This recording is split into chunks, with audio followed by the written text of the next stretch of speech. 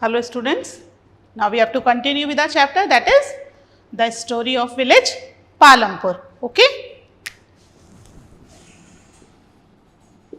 the story of village Palampur. ठीक है, अभी तक हमने इसमें क्या पढ़ लिया है? हमने देख लिया about Palampur, its population, how it is developed, how it is well connected.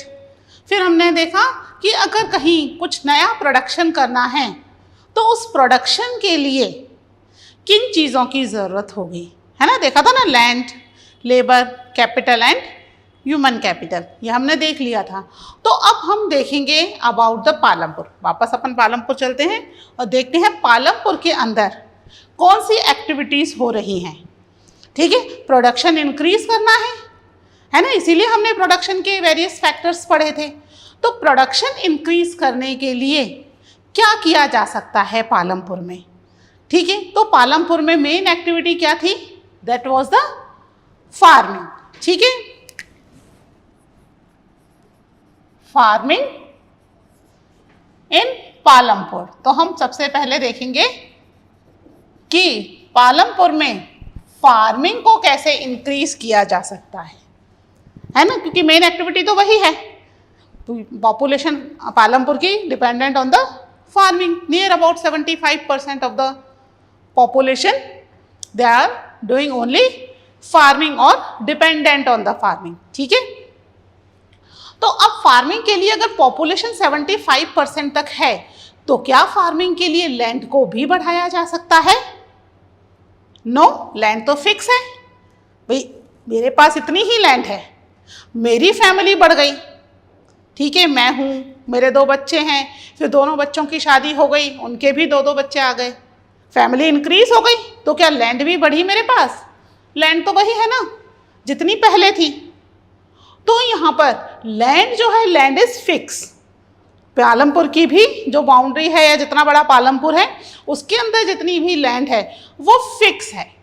कुछ लैंड अपर क्लास के पास है, कुछ अदर क्लास के पास है, but it is fix, it is not increase. जितनी भी वजह से वेस्ट लैंड होती है या पैस्चर लैंड होती है वो भी उन्होंने कल्टीवेशन में ले ली. अब क्या करें? अब दे कांट डू एनीथिंग, यानी अब जितनी प्रोडक्शन हो सकता है वो उसी लैंड पर ही करना है. ठीक है, तो हम यहां पढ़ेंगे अगर लैंड फिक्स है, लैंड इज फिक्स्ड. ठीक है, लैंड फिक्स है, लेकिन 75% people dependent on farming for their livelihood. ठीक है, लैंड फिक्स है, फिर भी 75% पीपल जो हैं किस पर डिपेंडेंट है? For the farming for their livelihood. ठीक है, अब ये लैंड तो इंक्रीज नहीं हो सकती. ठीक है, तो क्या है? Land is fix, land is fixed under cultivation. क्यों फिक्स है? जितनी लैंड इंक्रीज कर सकते थे 1960 से 70 के बीच में, उतनी उन्होंने लैंड इंक्रीज कर ली. अब लैंड क्या हो गई है? फिक्स हो गई है, इतनी ही लैंड है. You have to do the cultivation in this land only. यानी कि अब इस लैंड को इंक्रीज करने का कोई स्कोप नहीं है उनके पास. They have no further scope to increase the land. यानी लैंड फिक्स है and they have to do the cultivation in this land. तो क्या कोई तरीका है जिससे इसी लैंड की, जितनी लैंड है उतनी ही लैंड की फर्टिलिटी बढ़ा दी जाए? We can get more yielding. वो कौन सा तरीका हो सकता है? ठीक है, तो हम उन कुछ तरीकों के बारे में डिस्कस करेंगे. ठीक है, 2 पॉइंट आप इसके नोट कर लो, उसके बाद हम देखते हैं. ठीक है, इसमें एक पॉइंट और लिख लेते हैं, that is no further scope to increase the land under farming, under farm production. और हमें क्या करना है? We have to increase the production. यही तो हम पढ़ रहे हैं, है ना? यही तो हमने पढ़ा था कि प्रोडक्शन कैसे बढ़ाया जाए। तो यही हमें यहाँ देखना है कि फिक्स लैंड के अंदर प्रोडक्शन कैसे बढ़ाया जाए, क्या किया जाए कि प्रोडक्शन इंक्रीज हो जाए। ठीक है, ये लिखो। Then we will discuss about how the farmers can increase या can grow more crop on the same land. Land उतनी ही है, उस पर कैसे वो इंक्रीज करें अपना प्रोडक्शन। ओके, ठीक है, इसको मिटा दूं, रब कर रही हूं इसको। आप बच्चे पॉइंट्स भी नोट करते जाइए। आपकी नोटबुक में आपके पास चैप्टर के शॉर्ट नोट्स हो जाएंगे। एग्जाम के समय जब हमारे पास बहुत ज़्यादा टाइम नहीं होता सारे चैप्टर्स पूरे पढ़ने का बुक में से, तो हम इन नोट्स को एक बार पढ़ लेते हैं, दैट इज सफिशिएंट। ठीक है, तो अब हम पढ़ रहे हैं कि कोई ऐसा तरीका है to grow more on the same field, grow more from the same land. Land वही है हमारे पास। इज देयर अ वे, क्या कोई तरीका है जिससे हम यहाँ पर प्रोडक्शन को ज़्यादा इंक्रीज कर सके? हाँ, तो इसके लिए क्या होगा? सबसे ज़रूरी है कि भाई जो विलेज है जहाँ पर प्रोडक्शन हमें इंक्रीज करना है, दैट इज़ पालमपुर, वहाँ पर क्या क्या फैसिलिटी है। ठीक है, तो पालमपुर में हमने देखा था जितनी नेसेसरी फैसिलिटीज़ हैं वो है। इलेक्ट्रिसिटी है, इरिगेशन के लिए ट्यूबवेल्स वगैरह सब हैं, यानी वहाँ पर इरिगेशन की कोई प्रॉब्लम नहीं है। ठीक है, तो अब यहाँ पर प्रोडक्शन इंक्रीज करने के लिए वो हर क्रॉपिंग सीजन में क्रॉप ग्रो कर सकते हैं। अगर इरिगेशन प्रॉब्लम होती तो दे हैव टू चूज 1 और 2 क्रॉपिंग सीजन। लेकिन कितने क्रॉपिंग सीजन होते हैं पता है क्या आपको? कितने क्रॉपिंग सीजन होते हैं? There are 3 cropping season. कौन कौन से होते हैं? एक तो है राबी, खरीफ एंड जैद। पता है इनके बारे में? क्या है राबी सीजन? विंटर सीजन में। ठीक है, विंटर टाइम में राबी सीजन चलता है, रेनफॉल टाइम में खरीफ सीजन चलता है। ठीक है, राबी और खरीफ के बीच का जो टाइम पीरियड होता है, उस टाइम पीरियड में वो जो 2 महीने का 3 महीने का गैप होता है, जब राबी क्रॉप काटी जाती है और खरीफ क्रॉप ग्रो की जाती है, इस बीच में जैद क्रॉप ग्रो की जाती है। Watermelon, musk melon, potato. ठीक है, ये कुछ क्रॉप हैं जो कि इन दोनों क्रॉप के बीच में क्या होता है? जैद क्रॉप को ग्रो कर दिया जाता है। अंडरस्टूड? तो अगर वहां पर वेल डेवलप्ड इरिगेशन सिस्टम है तो वो तीनों तरह की क्रॉप ग्रो कर सकते हैं, यानी सेम लैंड पे they can grow the more. 3 crop grow कर रहे हैं ना। अगर इरिगेशन फैसिलिटी नहीं तो they have to dependent on the weather. अगर वेदर अच्छा है तो ही खरीफ क्रॉप ग्रो कर सकते हैं, राबी कर सकते हैं, जैद कर सकते हैं, बट डिपेंडेंसी तो है ही नहीं रेनफॉल पर। इरिगेशन फैसिलिटी है, ट्यूबवेल्स हैं, इलेक्ट्रिसिटी है। ठीक है, तो दे can grow the all 3 crops.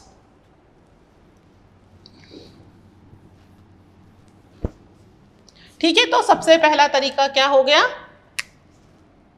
That is farmers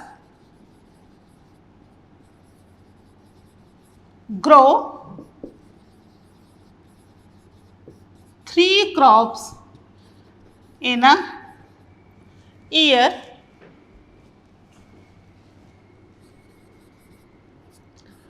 due to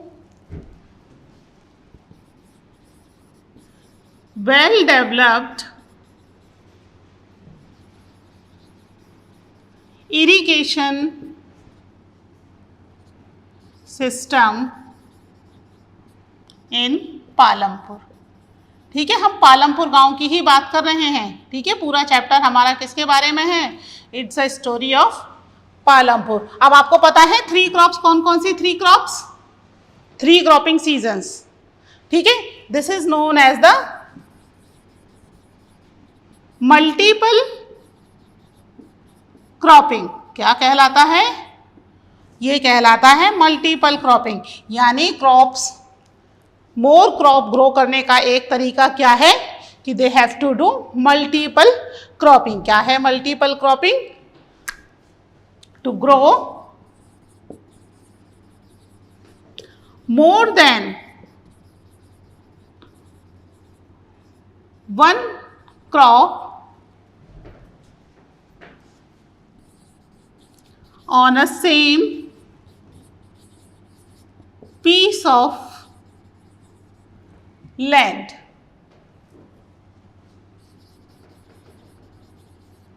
During the same year.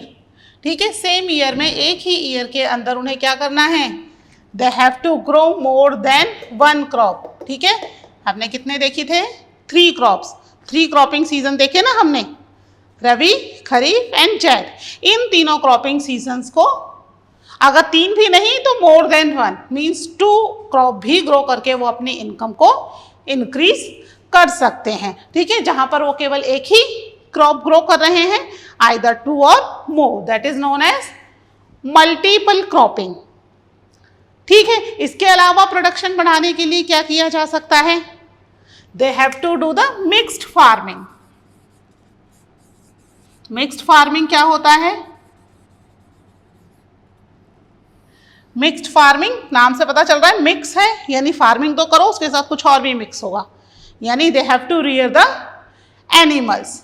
ठीक है, क्योंकि वो क्रॉप ग्रो कर रहे हैं तो उनके पास लैंड है। ठीक है, उस लैंड के अंदर वो क्रॉप के साथ साथ थोड़ी सी जगह में एनिमल के लिए पेस्चर ग्रो करें और कुछ एनिमल्स दे कैन रियर, कुछ एनिमल्स को पाल लें, जो क्या करेगा? उनकी इनकम को सप्लीमेंट कर देगा, इनकम को इंक्रीज कर देगा। ठीक है, क्रॉपिंग से तो उनको इनकम हो ही रही है, साथ में किससे इनकम होगी उनको? With the there animals also. ठीक है,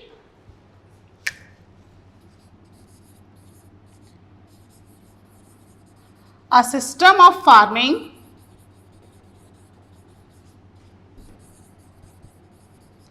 which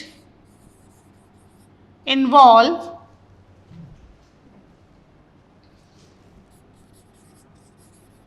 the growing of crops as well as rearing the live stock. ठीक है, लाइव स्टॉक क्या होता है? लाइव स्टॉक मतलब एनिमल्स को रियर करना या एनिमल्स को पालना। ठीक है, तो वो क्रॉपिंग के साथ साथ लाइव स्टॉक को भी रियर करके अपनी इनकम को इंक्रीज कर सकते हैं। ठीक है, अब क्या तरीका है? क्या 2 ही तरीके हैं? एक तीसरा तरीका और है। वो थर्ड तरीका क्या है? They can use the modern inputs. ठीक है, मॉडर्न फार्मिंग मेथड को यूज करके भी वो अपनी इनकम को इंक्रीज कर सकते हैं। मॉडर्न फार्मिंग मेथड क्या है? पहले आप ये 3 पॉइंट लिख लो, then we will discuss modern farming method.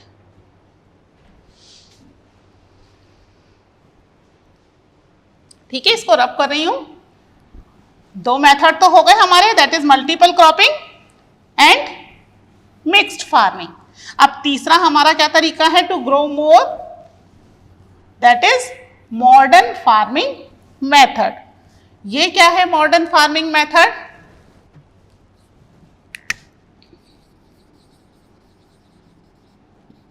Modern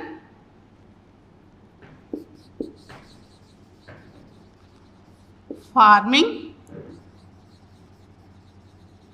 methods. ठीक है, क्या है modern farming method? Modern farming method में वो मॉडर्न इनपुट्स का यूज करके भी अपनी लैंड के ऊपर या अपने फार्म पर कल्टीवेशन को इंक्रीज कर सकते हैं। ठीक है, गवर्नमेंट ने ग्रीन रेवोल्यूशन चलाया था बिटवीन 1960 टू 1970। वो ग्रीन रेवोल्यूशन क्या था कि उस ग्रीन रेवोल्यूशन में फार्मर्स को अपने लैंड में फार्म प्रोडक्टिविटी इंक्रीज करनी थी।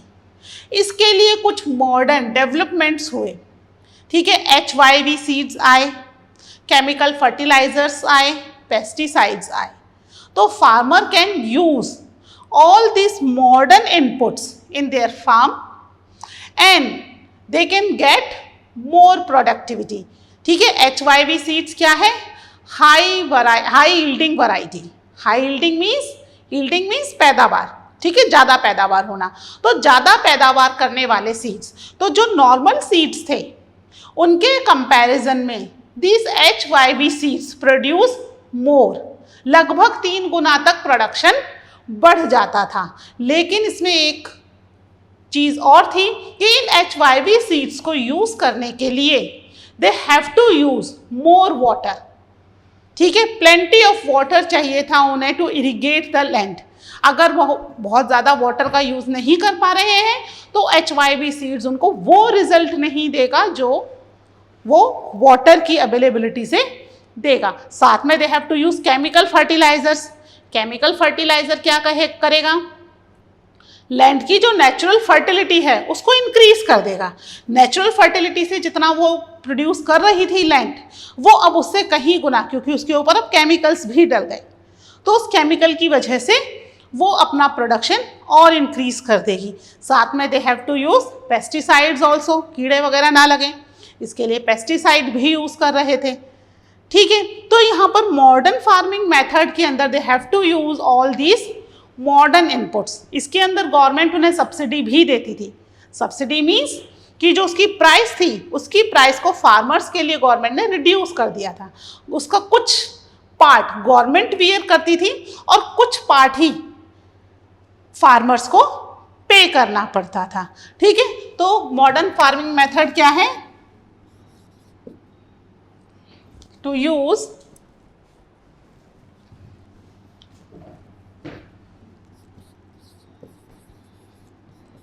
HYV seeds. HYV सीड्स की फुल फॉर्म पता चल गई ना? High yielding variety. HYV seeds, plenty of water, plenty means more, plenty of water,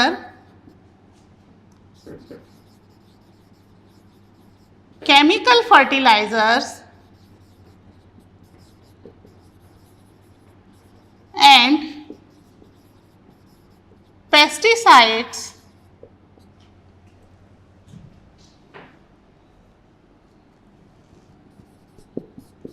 to produce more crop on the same land। ठीक है, कितना बताया मैंने? कितनी लगभग प्रोडक्शन बढ़ जाता था? यहाँ पर प्रोडक्शन लगभग 3 गुना तक बढ़ जाता था। जहाँ पहले वो 1000 kg ही प्रोड्यूस कर रही होगी लैंड, तो वो लगभग 3000 kg तक प्रोडक्शन इंक्रीज कर देगी। ठीक है, तो यहाँ पर ये मॉडर्न फार्मिंग मेथड भी यूज़ करके प्रोडक्शन को इंक्रीज कर सकते हैं। यानी हमने कितने तरीके पढ़ लिए? To grow more from the same land कितने तरीके पढ़ लिए? We study the 3 types. एक तो क्या होगा? मल्टीपल क्रॉपिंग, जब एक से ज़्यादा क्रॉप ग्रो कर सकते हैं on the same land. Rabi, kharif और जैद तीनों ही क्रॉप्स ग्रो की जा सकती हैं, क्रॉपिंग सीजन जो 3 हैं। उसके अलावा मिक्स्ड फार्मिंग कर सकते हैं, एनिमल रियरिंग कर सकते हैं साथ में क्रॉपिंग के।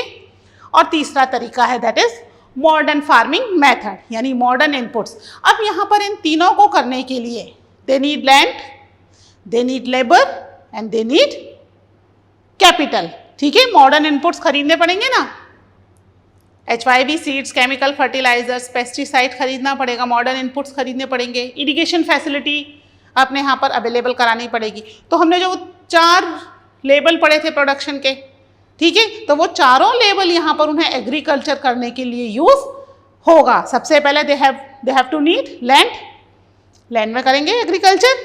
फिर उस लैंड में काम करने के लिए लेबर, चलो लेबर वो खुद ही हैं या उनकी फैमिली लेबर हो गई। फिर to purchase the inputs they need money.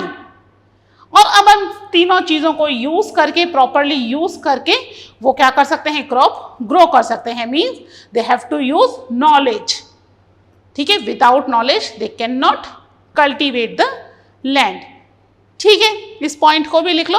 फिर हम देखते हैं कि क्या लैंड मॉडर्न इनपुट्स को यूज करके ज़्यादा टाइम तक सस्टेन कर पाएगी,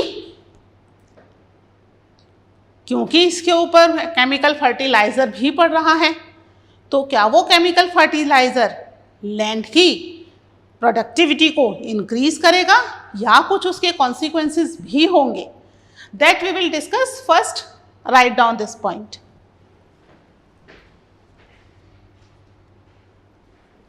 ठीक है। इसको मिटा दूं। तो अब हम देखते हैं कि क्या ये तरीके जो मल्टीपल क्रॉपिंग और मिक्स्ड फार्मिंग है उनमें तो कोई प्रॉब्लम नहीं है, ठीक है। कितनी भी क्रॉपिंग करो लैंड की, नेचुरल फर्टिलिटी पर, नेचुरल फर्टिलिटी से you can not get more production. अगर ज़्यादा प्रोडक्शन चाहिए तो तीसरा वाला तरीका सबसे सही है। इसको पंजाब, हरियाणा और वेस्टर्न उत्तर प्रदेश के फार्मर्स ने सबसे पहले अपने यहाँ पर एप्लीकेबल किया था, ठीक है। सबसे ज़्यादा प्रॉफिट उन्होंने कमाया, सबसे ज़्यादा अर्निंग उन्होंने की ड्यूरिंग द ग्रीन रेवोल्यूशन, ठीक है, to apply all this modern inputs. लेकिन वहीं पर अब क्या हो रहा है, वहाँ पर धीरे धीरे लैंड की सस्टेनेबिलिटी, या कह सकते हैं कि जो लैंड है वो धीरे धीरे डिग्रेड होती जा रही है। लैंड की जो ओरिजिनल प्रोडक्टिविटी है वो ख़त्म होती जा रही है, जिसकी वजह से to get the same production अब उन्हें और भी ज़्यादा फर्टिलाइजर्स और केमिकल्स, पेस्टिसाइड्स यूज़ करने पड़ रहे हैं, क्योंकि लैंड की खुद की प्रोडक्टिविटी क्या हो रही है, धीरे धीरे रिड्यूस होती जा रही है। और उसको उसी लेवल पर लाने के लिए they have to use more fertilizers, ठीक है। तो यहाँ पर जो लैंड है वो क्या होगी, वो सस्टेन कर पाएगी विद द मॉडर्न इनपुट्स? नहीं कर पाएगी, ठीक है। देख लेते हैं इसको भी। Will the land sustain?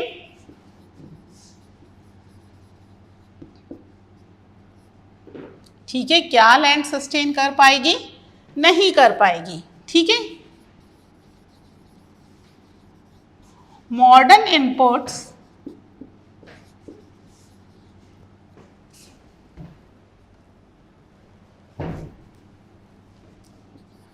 has overused the land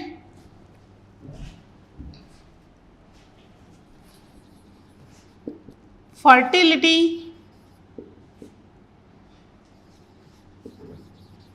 और natural resources,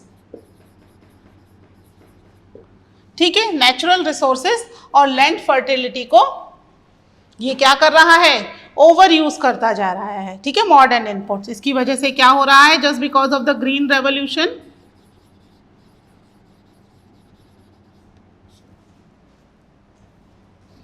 is associated with loss of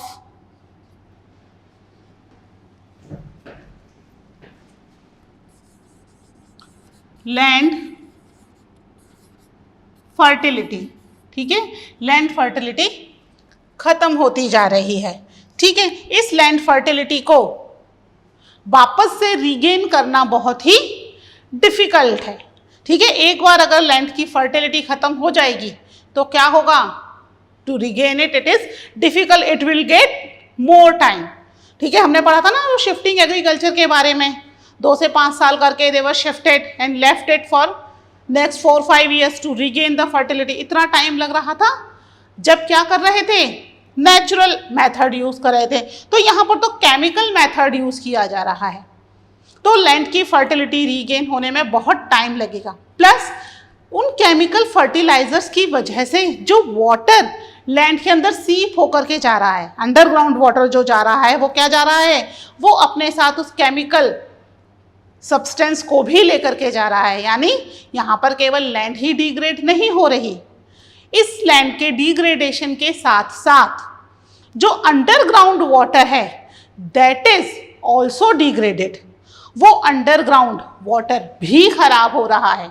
and वही अंडरग्राउंड वाटर बाद में क्या होगा, थ्रू द ट्यूबवेल्स और हैंडपम्प्स वो यूज करेंगे और they will have variety of diseases. ठीक है, वही पानी पीने में यूज किया जाएगा, तो उसकी वजह से उन्हें कई सारी बीमारियां भी हो सकती हैं।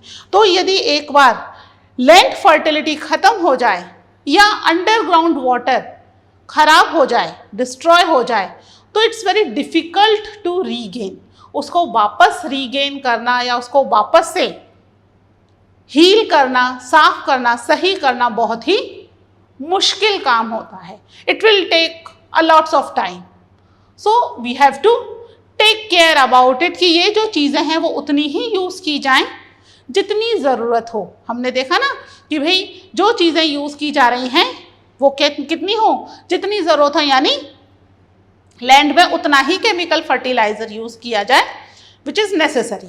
अननेसेसरी ज़्यादा फार्मिंग, ज़्यादा प्रोडक्शन के चक्कर में अगर ज़्यादा केमिकल फर्टिलाइजर यूज़ किया जाता है फार्म में, तो वो अल्टीमेटली लैंड की फर्टिलिटी को ruin कर देगा, and then they have to use more and more fertilizers. और मोर फर्टिलाइजर यूज करने का मतलब क्या है, कॉस्ट ऑफ प्रोडक्शन क्या हो जाएगी, इंक्रीज। भाई chemical fertilizer they have to purchase ना, तो कॉस्ट ऑफ प्रोडक्शन भी इंक्रीज हो जाएगी। ठीक है, तो यहाँ पर फार्मिंग को बढ़ाने के लिए या प्रोडक्शन को बढ़ाने के लिए हमारे पास तरीके तो हैं, but we have to use in a limited manner, उतना ही यूज़ किया जाए जितना ज़रूरत हो। अननेसेसरी ज़्यादा के चक्कर में कहीं ऐसा ना हो कि बाद में वो बहुत ही ज़्यादा एक्सपेंसिव हो जाए। ठीक है, आज हम इतना ही पढ़ेंगे, आगे का लेक्चर हम आगे का चैप्टर हम नेक्स्ट लेक्चर में पढ़ते हैं। तब तक के लिए just take care, read the book once, okay, now take care, bye.